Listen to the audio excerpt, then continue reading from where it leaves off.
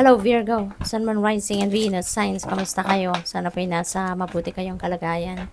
Welcome back po sa Star Tarot. Kung bago kayo rito, welcome din kayo. Thank you for your support. I truly appreciate it. God bless you. Una mensahe ninyo, wow, this is good fortune on your side, Virgo. So, merong swerteng babalot sa inyo sa ngayon. Maaaring ito na yung inyong hinihintay, no? Ang swerteng ito. Maybe also, sa ngayon, kasi implementation stage na to, no, na kung ano man ang mga pinaplano ninyo. So, maybe magsisimula na kayo ngayong mag-take action.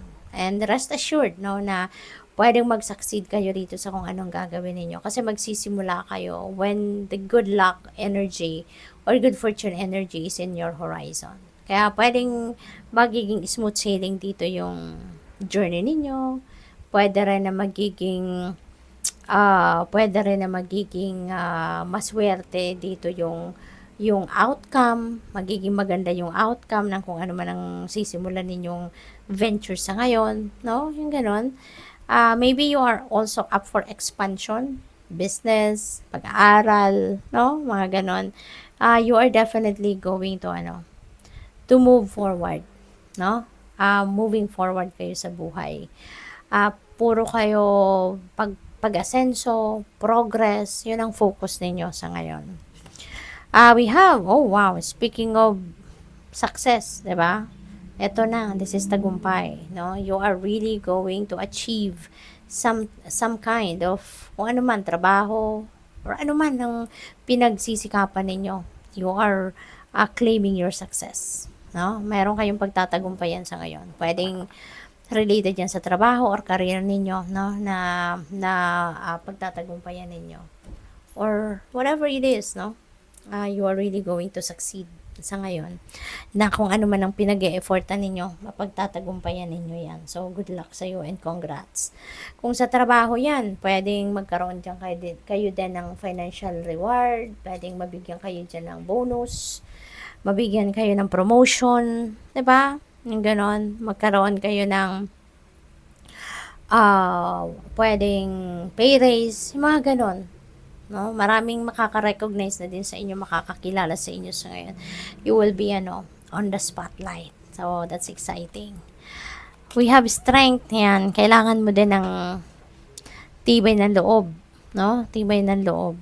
You need that confidence and courage, focus, para nang sa gayon, magkaroon kayo ng clear direction on how you are going to address kung ano man ang pwedeng mga obstacles or kung ano man ang mga challenging situations na pwede ninyong kaharapin sa ngayon or kung ano man, no, kung mayroon man dadating. So, kailangan ninyo lang na magpakatatag kayo. Be brave and be confident, okay? Travel, no, is imminent for some of you. Baka kayo ay may pupuntahan. This could be an international travel, no? So, pwedeng babiyahe kayo for pasyal or a job opportunity or anything, no? Pwedeng magmamigrate ng iba sa inyo rito, no? So, this is also a fast-moving energy, kaya kailangan ready kayo for anything. You need to be physically, mentally, emotionally fit and ready for anything. Kasi maaring meron dito mga mabilisang pagbabagong magaganap sa buhay ninyo. Pwede ritong merong mga biglaang pagbabago na pwedeng mangyari because of the opportunities na pwedeng dumating. No? Kaya you need to be ready for anything. We have full. Ayan. So, magsisimula talaga kayo ng bagong chapter sa buhay ninyo rito. Kasi nga, puro kayo ngayon expansion, progress, pag-asenso. So, you are definitely going to be busy, no, Virgo. Kaya, kailangan talaga fit and ready kayo. Lalo-lalo na physically and mentally, no? Dito rin sa full energy, this could be anything, no, na pagbabagong gagawin ninyo. Pwedeng related yan sa trabaho, career, negosyo, love life, relationship, no? Place of residence, pwedeng magbabago kayo ng tirahan, pwedeng magbabago kayo ng uuwian, 'di ba? Something like that. Ace of Wands, another new beginning energy. Wow. Wow, wow, wow. So, ang daming bago na pwedeng mangyari, no? So, there's a lot of movement. no, na pwedeng maganap sa buhay ninyo sa ngayon. Kaya kailangan talaga matatag kayo, matibay, kasi you never know kung anong klaseng journey, 'di ba? Ang pwede ninyong tahakin dito at this point sa buhay ninyo. Pwede rin na yung Ace of Wands na to could be new job, no? Pwedeng bagong trabaho to, pwedeng bagong career path ito na related dito sa inyong creativity, related dito sa inyong passion, no? So baka yung offer na yan of trabaho or offer of career, baka dito mabibigyan ng pagkakataon na kayo na magamit nyo na kung ano man yung mga talents ninyo, no? Yung mga artistic prowess ninyo, yung ganon. We have 10 of swords. Ayan, so moving on. Kaya pala kailangan din ninyo ngayon ng lakas ng loob. Kasi in order for you to move on from a situation, from a difficult situation like this, kailangan mo talaga ng tibay ng loob, tatag ng dibdib. Kasi mahirap mag-move on, 'di ba? Mahirap mag-let go, mahirap magpatawad, mahirap na mahirap na mag-release, no, ng ano, mag-release ng sarili ninyo from resentments, yung mga ganon, or the other way around. Kaya kailangan na talaga ninyo magpakatatag, no?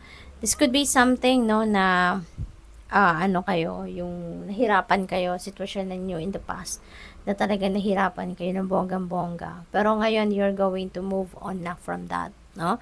Mas pipiliin nyo ng mag-move on kesa mas lalo kayong malugmok, no, sa lungkot, mas lalo kayong malugmok sa sama ng loob, yung ganon. So ngayon maaring tanggap niyo na, no, baka tanggap niyo na yung naging sitwasyon ninyo in the past, kung bakit kayo nasaktan, sino nakasakit sa'yo, maaring tanggap mo na yan sa ngayon. Kaya handa ka na rin magpatawad and you are ready to move on from that, no, para makapagsimula ka na ng bagong buhay. What else? We have the world. Yan. So, travel. Very imminent. So, pwedeng you're traveling across the globe. No? International travel, definitely. Pwedeng mangyari, maganap, no? Sa inyo, Virgo.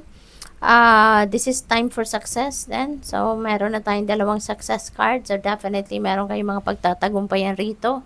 Meron kayong mga bagay na maa-accomplish, maa-achieve. Finally, 'di ba? For the longest time siguro na pinagtrabahuan ninyo 'to, ngayon ma-achieve mo na, ma-accomplish mo na. So congrats. So this is a time for success, time for celebration, time for fulfillment, achievements, travel, no? So since meron kayong mga tagumpay din, entitled din naman kayo na mag-celebrate. Kaya go for it. Celebrate ninyo 'yan, no? And of course, no, magsisimula kayo ng bago. This is ending and beginning energy. Kaya meron din kayong mga maa-accomplish na, matatapos mo na yon. So now you are also about to start a new chapter, a new venture, no? Meron na naman kayong sisimulang bago, papasuking bago na sitwasyon. So good luck. Thank you for watching Love and Light. Namaste.